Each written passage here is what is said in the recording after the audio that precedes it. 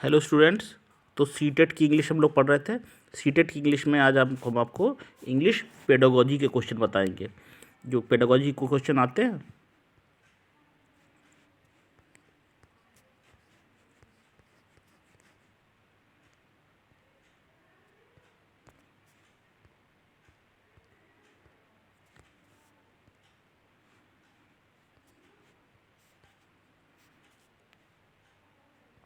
English pedagogy के question हम देखेंगे।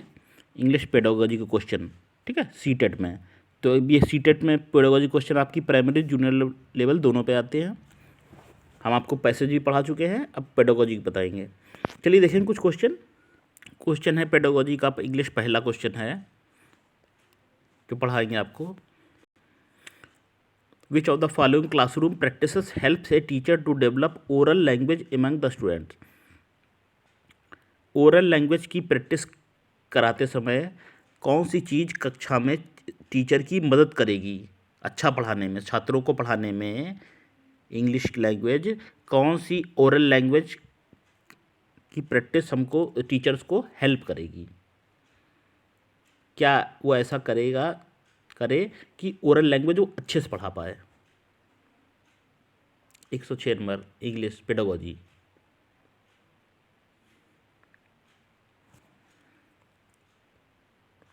देखिए ये है, अगर भाषा को पढ़ाना है रिटन नहीं, मौखिक रूप से, तो क्या करना होगा? टीचर को रोल प्ले करना होगा। Participating in role plays on any one of their favourite scene, किसी छात्रों को भाग दिलाना in role plays on any one of their favourites, किसी भी फेवरेट सीन को रोल प्ले के माध्यम से, गेस्चेरों के माध्यम से, फेस के माध्यम से, हैंड के माध्यम से, एक्सप्रेशन के माध्यम से, रोल प्ले के माध्यम से बच्चों को बताना। तो ये किस चीज़ में हेल्प करेगा? ओरल लैंग्वेज में। अगला देखिए, इन एक constructivism classroom language learning would most importantly be based on. Constructivity classroom में भाषा सीखना है किस प्रकार से सबसे महत्वपूर्ण हो जाता है?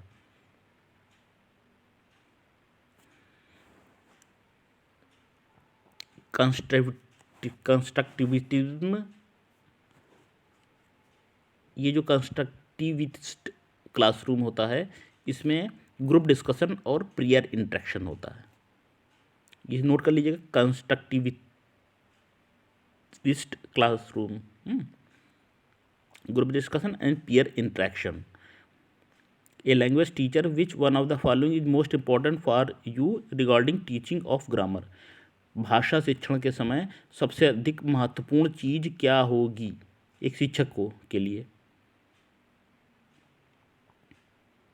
सबसे महत्वपूर्ण चीज़ शिक्षक के लिए क्या होगी भाषा शिक्षण में? यूजिंग फंक्शनल अप्रोच होगा। फंक्शनल अप्रोच भाषा का सबसे महत्वपूर्ण होगा। ट्रांसलेशन मेथड नहीं है, मेमोराइजिंग मेथड नहीं है, और ग्रामर के रूल को बचना नहीं है। फंक्शनल जो ग्रामर है वो उसका यूज़ करा करके, वो पढ़ा करके ग्रामर को बेहतर तरीके से पढ़ा सकता है। Which one of the following is correct statement about text book के बारे में सबसे अच्छा कथन क्या है? कैसी होनी चाहिए टेक्स्ट बुक?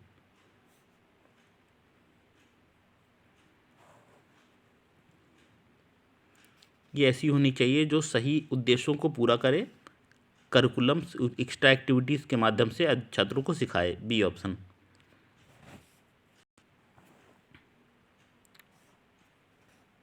B option. अगला है देखिए, the purpose of diagnostic test in language. Diagnostic test भाषा में किस प्रकार से मदद करता है? क्या उद्देश्य होता है इसका? डायग्नोस्टिक टेस्ट नोट कर लीजिएगा, डायग्नोस्टिक टेस्ट का उद्देश्य क्या है? सी है गैप लर्नर और की अंडरस्टैंडिंग को जानना। ठीक है, डायग्नोस्ट माना होता है निदान करना। एक निदानात्मक टेस्ट है, जो परीक्षण है, वो भाषा में इसलिए किया जाता है कि लर्नर की अंडरस्टैंडिंग को समझना। अगला है purpose of continuous comprehensive evolution. क्या उद्देश्य होता है कॉन्टीन्यूअस कॉम्प्रिहेंसिव इवोल्यूशन का भाषा में?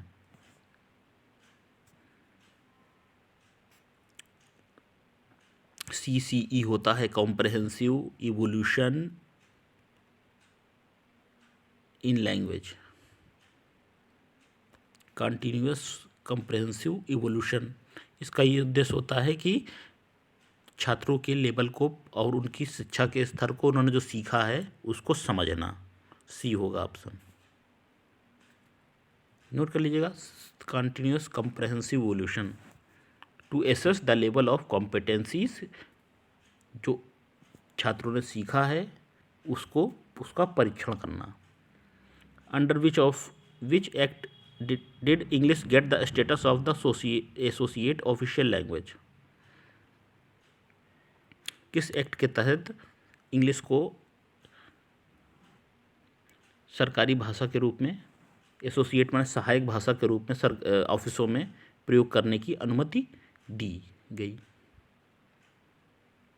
इंग्लिश ने कब सरकारी भाषा के रूप में, ऑफिशियल भाषा के रूप में, सरकारी नहीं, ऑफिशियल भाषा के रूप में दर्जा कब प्राप्त किया, प्रयोग की अनुमति कब मिली?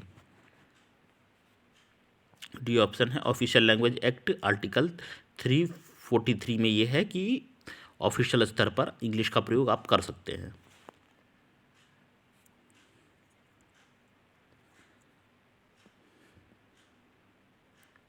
अगला देखिए, ये हो चुके हैं हमारे question. A teacher is appreciating a child for his overall language use. एक चीज शिक्षक तारीफ करता है जो बच्चे ने सीखा है, through some of the word were misspelled by him. यद्यपि कुछ शब्द गलत बोल दिए गए हैं छात्र के द्वारा, लेकिन फिर भी टीचर उसका प्रशंसा करता है बच्चे की कि आपने अच्छा किया है, अच्छा बोला, अच्छा पढ़ा है। ठीक, तो टीचर कौन सा अप्रोच यूज कर रहा है? बच्चे के गलत प्रोनाउंसिएशन पर भी, मिस स्पेल्ड पर भी छात्र की प्रशंसा करना कौन सा अप्रोच है?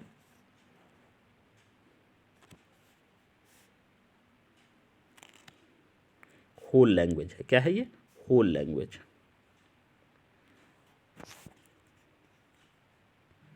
अगला है which approach lays a lot emphasise on habit formation. Habit formation पर कौन सा अप्रोच है जो जोर देता है? Behaviouristic approach. बिहेवियरिस्टिक अप्रोच जो होता है हैबिट फॉर्मेशन पर जोर देता है। ठीक, in the context of theory of multiple intelligence which of the following intelligence is related to language.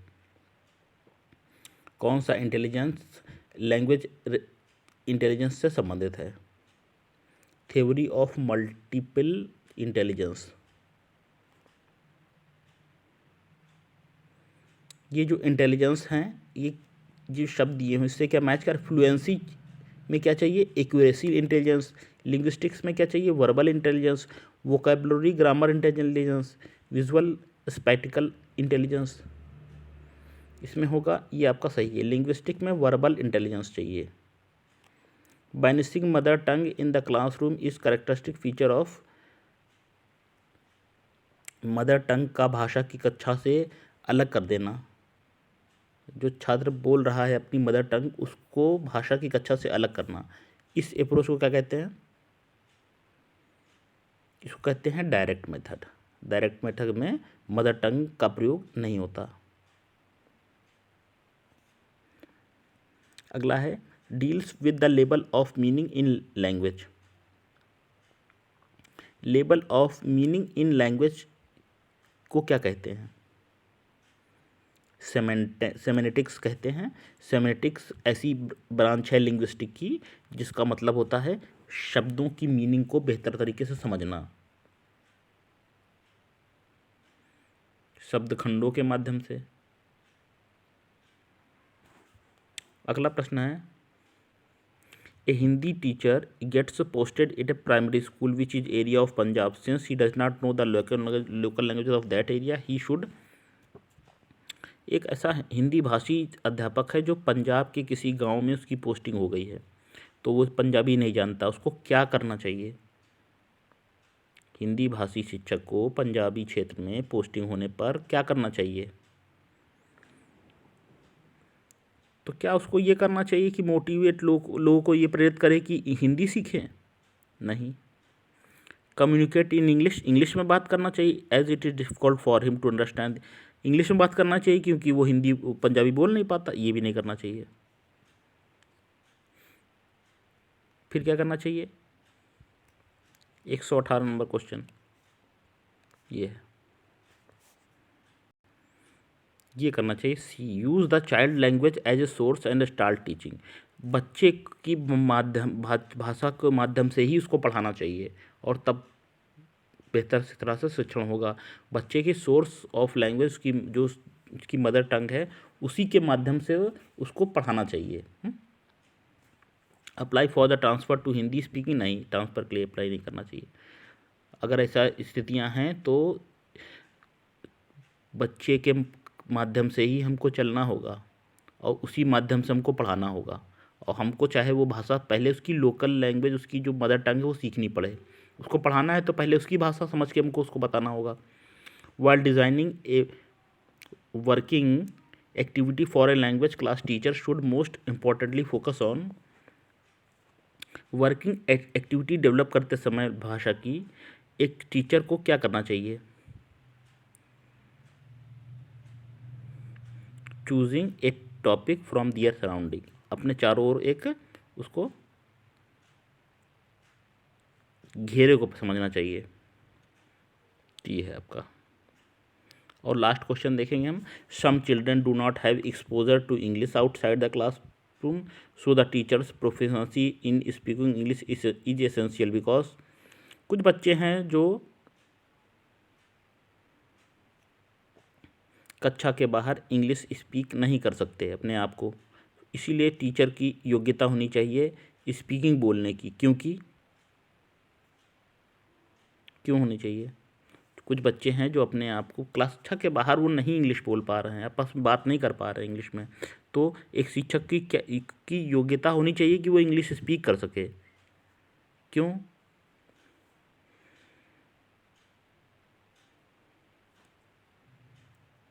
जब शिक्षक बोलेगा तभी तो बच्चे उसको समझेंगे सुनेंगे, बी ऑप्शन है।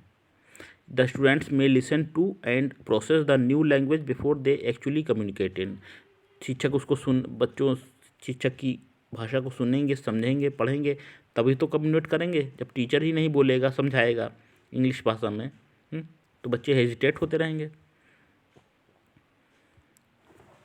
चलिए स्टूडेंट्स, ये कुछ पेडागोजी के हमने आपको क्वेश्चन बताए।